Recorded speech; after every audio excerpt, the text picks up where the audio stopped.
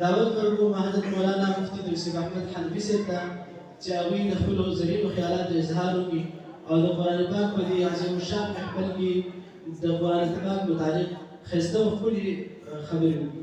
مرحبا عالم دی با عمله قدردان باندې عالم دی با عمله قدردان باندې ګلونه پرشندای شي خپل قرآن باندې ګلونه پرشندای شي خپل قرآن باندې.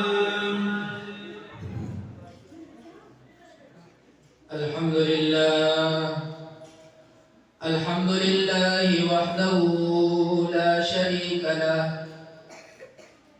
والصلاة والسلام على من لا نبي بعده أما بعد فأعوذ بالله من الشيطان الرجيم بسم الله الرحمن الرحيم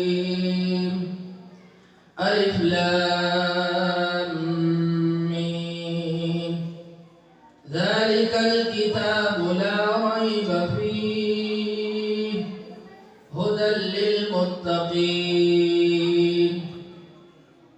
وقال رسول الله صلى الله عليه وسلم يقول الرب عز وجل من شغله القرآن عن ذكري ومسألتي أعطيته أفضل ما أعطي السائلين. عن علي رضي الله تعالى عنه قال سمعت رسول الله صلى الله عليه وسلم يقول إنها ستكون فتنة.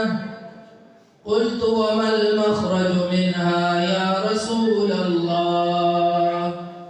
قال هو كلام الله.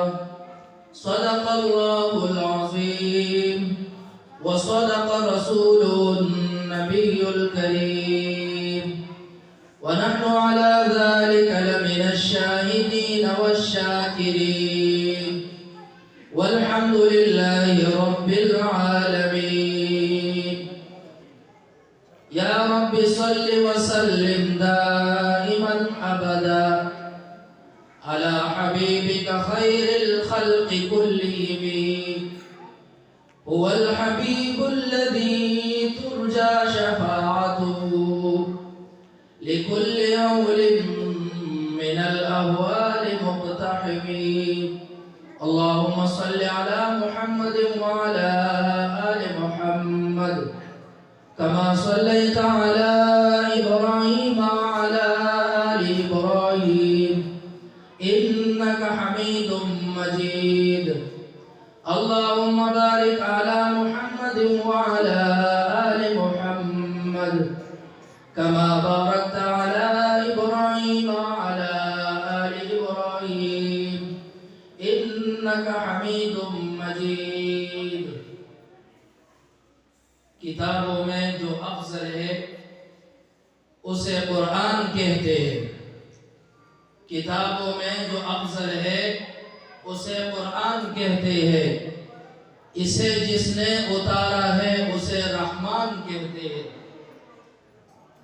सजा दे इस अपने सीनों में जो इसके 30 पारों को सजा दे अपने सीने में जो इसके 30 पारों को. ज़बान बर में उसको हाफिज़ कुरान कहते हैं.